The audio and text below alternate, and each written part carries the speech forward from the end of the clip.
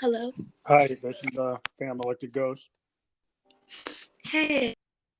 So we have I just didn't have another time to do it. So, how are you? good. So you're Gabrielle Solange, right? Yes, this is me. And you're an American singer and songwriter, producer, and you're an actress as well. I am. So your musical style is described as genre fluid, That's true. and you range from like power pop to free flowing jazz. And It sounds like you read my bio. yeah, it sounds like you're drawing inspiration from your multicultural background. And we'll be able to provide your links to your Facebook and your YouTube on this podcast when we finish. So we're excited to have you on the show. We interview indie artists around the world. Our podcast is on Spotify, Apple, and like 12 other platforms. Right now, we've got about 12,000 listeners. So we'll start with the questions. So, when did you first get into music? Well, I grew up in a musical family. By the way, I just want to say thank you for inviting me to your podcast. But yeah, I grew up in a musical family, and it was just kind of expected. I didn't realize that it was like, unique or anything. I think I just expected to walk outside and to run into other people who were just as musical, so I didn't think it was a big deal to be musical. I am hearing a little bit of background noise, so maybe you want to have somebody turn that down. You can hear stuff? Yeah. Hold on, let me go in the room. How about now? Yeah, that's a little better. Okay. But yeah, so what age did you actually decide that you could write like your own music? I think I was 7 years old because I was. It was definitely my third grade teacher. As you know, there's certain. I'm really passionate about leadership and teachers because I know that my teachers have affected me greatly. But I had a third grade teacher. I turned in a poem for a contest, and it did win. It did make it into a publication. And she was just like, "Wow, did you write this?" And I just felt like she thought I was lying. And she's like, "You wrote this by yourself?" And I was like, "Yes." And she's like, "You are an amazing writer. Wow." And I really held on to that. After that, I just like, sometimes I would lay on the floor and just write nonstop for hours and hours, books, like writing stories. And I really wanted to write stories first, but I also love to sing so much that I would find myself adding verses to songs I already loved. And before that, I would basically have a new songs. So, yeah. So as a musician, are you primarily a vocalist or do you play an instrument as well? I'm learning piano at this moment. I just started taking piano because I play by ear. Okay. And I've learned different songs throughout the years, but I just wanted the freedom to accompany myself. Also, it really helps so that I don't have to find a band. Yeah, because I'm an electronic musician, so I use synthesizers and drum machines, and I have my own home studio. And so I used to be in bands, and they wouldn't show up for practice. And so you learning how to use the keyboard kind of opened it up that you can compose anything. Yeah, yep. And I electronically produce also. So I have a synthesizing keyboard and I use Logic and Splice, and I just kind of do it all together. And I love electronically producing, but learning piano outside of just, playing simple things, because you can like cut it up and edit it and layer it. Yeah. But I wanted to be able to actually play it Yeah. without doing all that live. So I'm working on that part. Well, that's what I noticed today. I've been talking to a lot of bands. I've been going between talking to DJs and electronic musicians, and then like full rock bands. And one thing that the full rock bands, they play guitars, basses, drums, piano, and they mentioned like when they go into a recording studio, they kind of use the studio as like another tool. And when you're playing with other folks who are musicians, having that talent to actually play a keyboard or play a synth real time, it does change the way the music is done. It's just a different type of experience. But a lot of folks are able to use Logic, or they're able to use Ableton Live or any of the other DAWs, like but I think it's always good if you're a vocalist to be able to accompany yourself on a guitar or a piano. It just gives you some authenticity, I think, as a writer. Yeah, that is cool. I think it gives you authenticity as a musician, but it sucks that I mean, it sucks because I think you're just as legit just being a writer and a singer is a lot already. But I think, it just helps, Yeah, well, yeah, I think honestly. the singer-songwriter musician, if you go back to like Dylan, Neil Diamond, Yeah, you gotta have an yeah, if you instrument. go back to, a lot of the old classic 70s, musicians, the singer-songwriters, from the Elton Johns to the Carole Kings, Yeah, you're it's right. because You gotta have a Carole band. King is on that piano, you know, Yeah, you're right. and I think I just kind of was in denial for a long time because I love writing and singing so much that I kind of felt like that's enough. I have one a cappella song actually on Spotify called The Way You Love Me, and it was because I didn't have music and I was like, well, I don't want that to hold me back. But I finally started electronically producing, and then, even that when you're performing, I feel like being an electronic producer is a big deal. I do, especially being a woman. I've had people tell me like, "Oh, wow, it's so cool. You're a girl producer." And it does take a lot of work and learning. But I feel like even that is not as. It's like there's something about having an acoustic set that draws people in. The intimacy of creating something live right in front of someone. That yeah. having that skill adds no matter what. So I had to just kind of accept that. Well, there are other tools. I was looking at NAMM this year, which is a big show of electronic music tools, Yeah. and there's a company, Akai, that makes this thing called the Force, and what it does is it gives you the ability to be like a DJ, but it has a production grid that allows you to play live. So if you're familiar with Cool. recording in a DAW, this actually lets you access all your DAW tools and link to hardware synths and play live on it. And you can actually link keyboards and stuff to it, but you actually can play the pads like a piano. And Yeah, that's super dope. And I don't think I'm confident enough to do that. yeah, but there are people that I'm don't know working how on to. it. Yeah, there are folks that don't know how to play piano, but they know how to produce. And once they Yeah. learn how to trigger those pads, you can actually Yeah.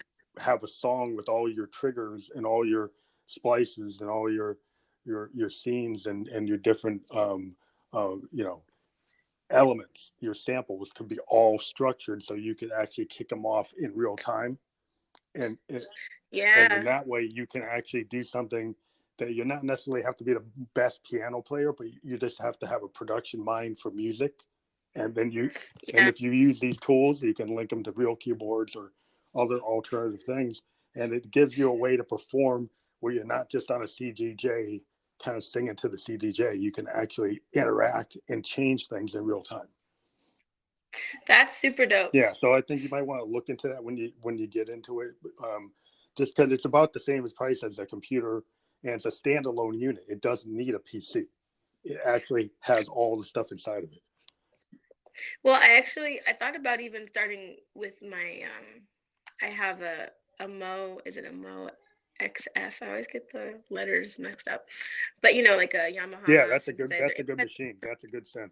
Yeah, And I was thinking like I could just do things live on that, but once again, I'm just so used to kind of like staying in my writing singing zone that I need to just kind of practice it, build confidence, and actually create a set, that I feel comfortable with, and that's going to be the next step. Yeah, definitely, I because think. I've done live performances in New York City and Boston, and I'm a synth player, so I have Moog's and Rolands and sequencers and drum machines. I do like a one person band. Um, That's super and dope. you I would love that. That is like probably my next dream. Although I love one of the other things is I think it's just been a hard journey for me to accept the work and the dedication that it takes to transform yourself into a one person band because that's never been my main passion. I love it as a hobby, like, oh yeah, I like Mhm. creating that, but to know that I have to do that, it's been bittersweet and I've had lots of moments where I love the relationship of a band. I love, interaction and the teamwork and camaraderie of having a band. So it almost was like this like loneliness on stage feeling like I don't want to do this alone. But Me just gaining confidence and being out performing and realizing like when you chase your dreams, it's okay to team up with people, and that is the goal. Mm-hmm. But you really can't allow lack of people by your side to hold you back, Well, or yeah. lack of Well, sometimes as an skill. artist, you look at a guy like Ed Sheeran. He's able, Ed Sheeran, to go out there by himself as a singer-songwriter on stage with just his guitar, and he did. Yeah. They sometimes because it's hard to wait for people or to get the right team, and if you're a singer-songwriter, you've got these ideas. You kind of have to kind of get the confidence to get out there and say, you know what, I've got this vision. I can't wait for other people to jump on it. If they jump on it after I get out there, then you can kind of make self-actualize and Yeah. make it happen. That's true. And sometimes I used to be in bands, and then a lot of people would stop showing up to practice, and I still had these ideas, and I just kept on building up all my synths, and so I kind of used the synths to be, when you're a synth player and you have all your modes and stuff, they become kind of give you a level of confidence knowing that when you hit the stage with a Moog or a Roland synth, it has so much power that you get a lot of confidence Right. if you can play it. And so then it becomes like the performance aspects and the stagecraft and all those things. But yeah, that's all about like music. So we were talking about your process, and you say you're using like a DAW, you're using a digital audio workstation, you have a Yamaha synth, and what would you say your writing style is? I said your genre is kind of cross genre, your genre fluid, but if somebody was gonna, what's your primary reference for like when you do your music? Who are the people you look up to? Um, you know, I think that it's always changing. And that's why I say genre fluid, because I just grew up with such a different variety of music. I never knew anything. I didn't understand that genres were even a thing. I just knew that it was music. And so to learn that there are labels and categories for music, it seems like it's going backwards. And I don't like to think along the lines of that. It's really hard for me to categorize my music, because it does sound like maybe I have a song that sounds more like modern, like Tori Kelly. Yeah. Then I'm drawing inspiration from old stuff by Selena, Mm-hmm. and Diana Ross, and like the old school, like 80s Michael Jackson or Stevie Wonder and Whitney Houston and stuff I grew up on. But then I also grew up on Nat King Cole. I love old Nat King Cole. Well, And that's a really good start. yeah, I mean, I love that stuff. But then the things that I loved, because I grew up in a suburban kind of lifestyle for the first part of my life. I loved Britney Spears and Mandy Moore and every Disney song. So I would almost feel like if I had to pick a main genre, it would probably be Disney. Mm-hmm. Or If pop, that's a genre, like pop, then yeah, that's, commercial pop. and even like not even just commercial pop, but like cinematic sounding movie score Okay, yeah, type stuff.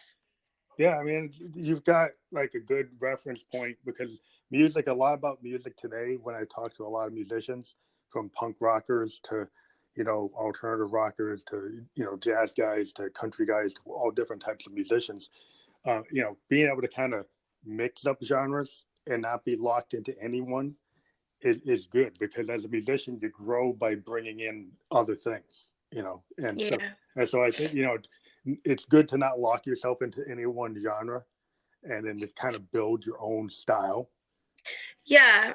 I think a lot of times also I write without music. And so because I write without music, there is no genre, because the music bends to the words. It's not the other way around. Yeah. It's like a lot of people, you give them a beat, or they start with a band and then they form words to fit the music. But since I'm free to write, I write, my journal turns into poetry, turns into lyrics to a song, and now I can just, let's make this a country song. You know what? That lyric right there feels more like a So ballad. it Or if sounds I like you speed it start up. like a singer songwriter, lyricist, and then you're a vocalist. And vocalist is a musician. You can actually, there are vocalists that are able, like Michael Jackson was famous for vocalizing parts. James Brown used to vocalize parts that he actually couldn't play, but he would tell bass players what notes to play by kind of scatting or vocalizing the notes.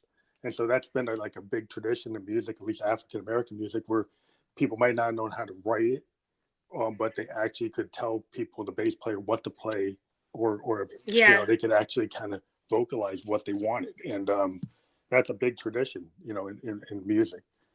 Um, Yeah, I would say that my voice is my first instrument, definitely. I do a lot of my favorite. I think Brandy Norwood, the singer, she is a big inspiration with how she layers her harmonies and her voice. yeah, I I'm very I've learned so much from her, and so my voice, I'm very particular when I do create music because I don't I hear everything. I hear all of how I need it to go in my head first, and then I just have to go find the keys or find the strings. that's cool. A lot of musicians do that. I mean, there are musicians I've heard, they kind of have the whole thing in their head, and then it kind of comes out, and they kind of drive themselves. Stevie Wonder was famous for doing that on songs in the Key of Life. He was able to have these ideas and then translate them pretty much exactly. um, so I mean, it's like, great musicians are always able to kind of have their vision, and so Yeah. yeah. So I was looking at your Spotify and your music out there. We will reference your Spotify and your Apple accounts on our podcast. So Yeah, maybe show people my website because unfortunately my Spotify doesn't have that much on it, especially the Christmas songs. yeah, Like all these extra projects I do, or I have like a song lately that I've been performing a lot about racism and colorism. None of those things are like recorded because I just do them live, and okay. I'm not even sure how I want the music to go, so I'm just being patient with the process of recording. Okay, well, we can refer to your main page. Just make sure is that like on your Facebook, the link to that? Yeah, I think Oh, so.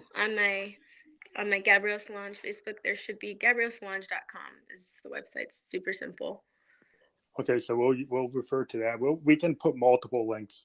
The links are they're actually clickable on the iPod, on the Apple version of the podcast, and they're clickable on Radio Public. But for some reason, Spotify doesn't make them clickable, I but to show up. But you can't click them; they won't go anywhere. But just to let your fans know. But got it.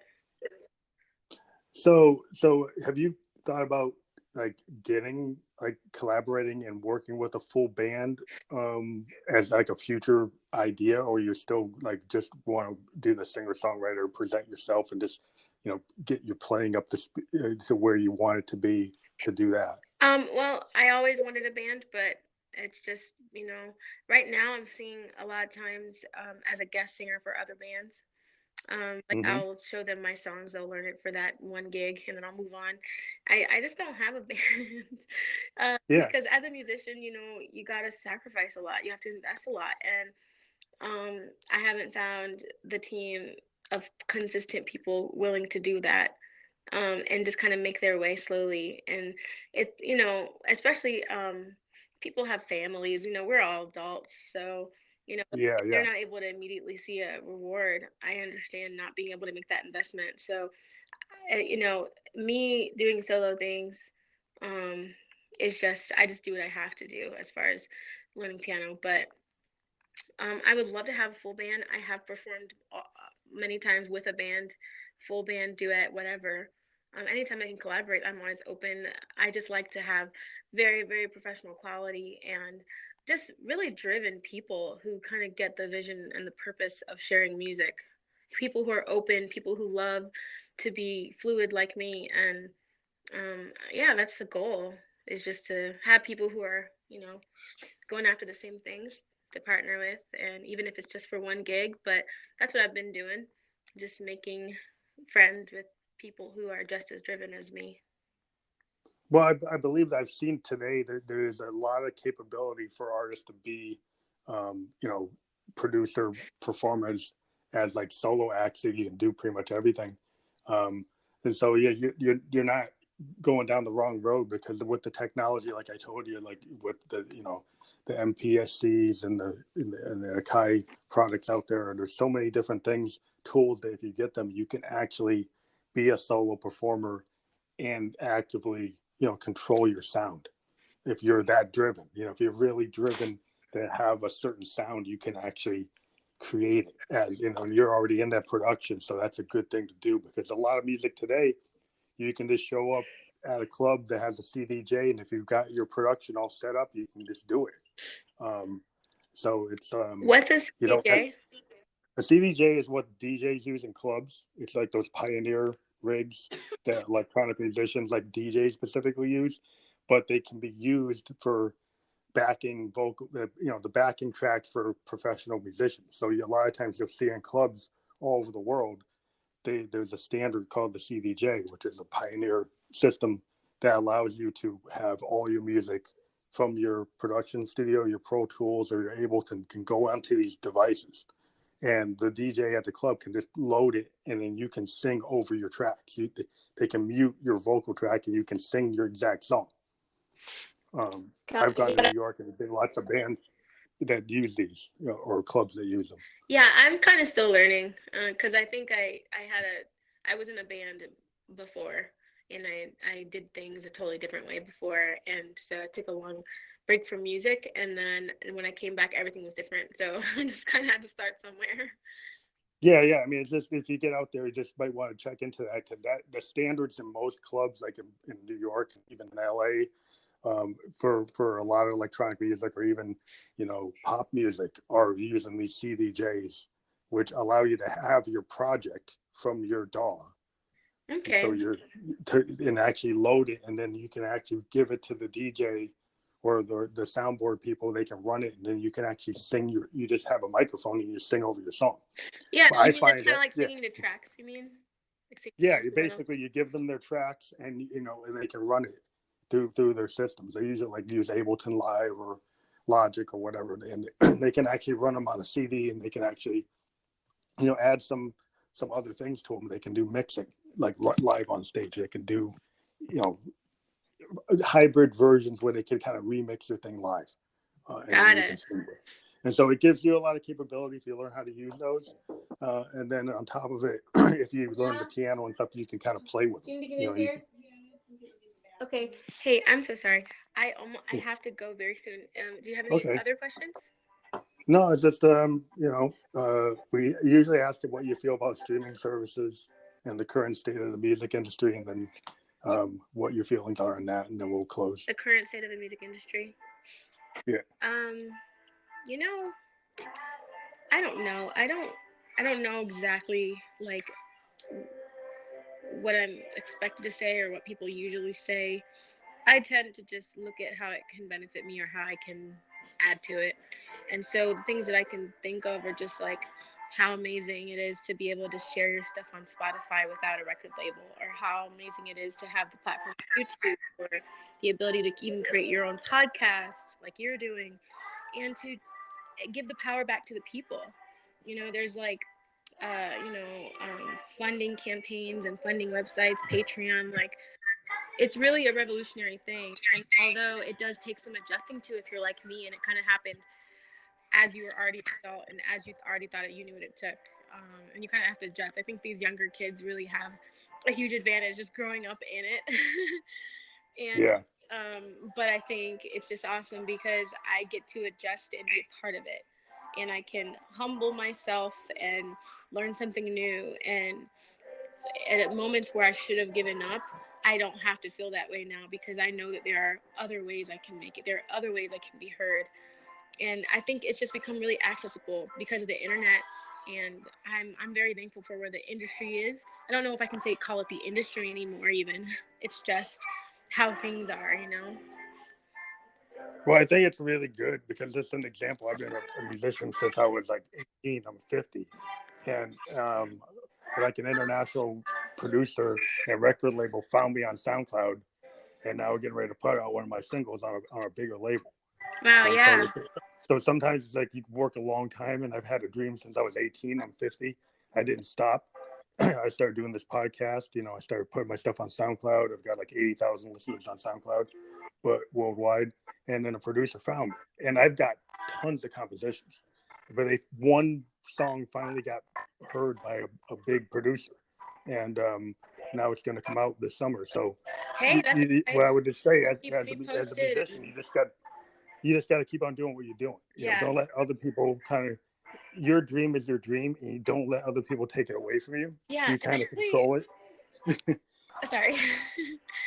Well, I was just gonna say I really love and admire because you had mentioned your age and how long you've been having this dream, and that's something that I have battled with because I feel like the world is very hard on people, and I feel like we set these expiration dates for our dreams and these age limits, and we kind of worship the youth. And there are so many great people that didn't even break into their careers or into their genius until later in life, and we just don't give credit to the process. And I think the way that things have changed for this generation and the internet and everything, it's just finally bringing that truth to be a reality for more people. Yeah. So I'm glad I was able to talk to you. I see that you're probably got to get going, but it Yeah. was cool that we have you on. We're going to put this out. We'll send you the links. We'll put the information out. It's going to get published tonight. We'll send you links as they become available. And I was glad that you were able to come on the show. And we'll talk to you when you have other projects available and you maybe have some more time. All right. Thank you so much. I appreciate it. Talk to you later. Okay. Thank you. Bye. Bye. This is Family Electric Ghost, and we're working with Natural X, who is a distributor and manufacturer of CBD oil. Now, you shouldn't settle for inferior CBD oil. Natural X is not an inferior CBD oil. It is the superior CBD oil. There are no additive chemicals. It's available in all 50 states. It's water soluble. It's high absorbing, full spectrum CBD with terpenes. Now, the difference between THC and CBD, you might not know. So, THC is a psychoactive portion of cannabis and is commonly found in marijuana in higher amounts and is very low, if any, in the hemp plant. CBD is a cannabinoid devoid of psychoactive effect. In other words, you can't get high from CBD. After THC, CBD is by far the most studied natural cannabinoid and is gaining popularity faster than THC because of its healthy properties without drug side effects attached to it. So if you click on the link that we're going to provide in a couple minutes, you'd be able to get this really good CBD. So why would you take Natural X CBD? Well, it's the most stable, longest lasting, highest absorbing CBD. It's fast. It's got 15-minute absorption rather than slow 60 to 90-minute peaks. It's the highest absorption rate in the industry. It's real CBD oil, not liposomes or nanoparticles. It's got a super long shelf life, can store for 2 years, no need for refrigeration. It's made from hemp, not marijuana. It's clean, healthy, organic hemp, sourced from the best farms. It's full spectrum, top quality hemp CBD, not cheap CBD isolates. Enjoy the healthy entourage effects of full spectrum CBD oil. It's not addictive, and there's no psychedelic drug effects. It's available, as we said, in all 50 states. Easy to use, to swallow a little every day. Tastes great, no disgusting, oily, bitter taste. Best value in hemp CBD, you get more usable CBD for your money. You save money by purchasing today with the special pricing from Natural X. It's proudly made in the USA, and there are no worries because you have a 30-day money-back guarantee. So if you click our link, we've got a bit.ly link to make it easier for you. So the link that you use to be able to purchase this is bit.ly/2SV small b capital H V W. So let's do that again. It's bit.ly/2 capital S capital V lowercase b capital H lowercase b lowercase w. And we'll do that once more. It's bit.ly/2S capital V lowercase b capital H lowercase v w. Now, this link is also on the podcast, so if you can't get it from here, just look at the podcast. You will see the link there, and you can just click on it. And I hope you enjoy this product, and we'll talk to you again. Keep on listening to the Family Electric Ghost Show because we talk about all kinds of things, and you'll be able to get information about all types of products like this product from Natural X, their Natural X CBD. Thank you.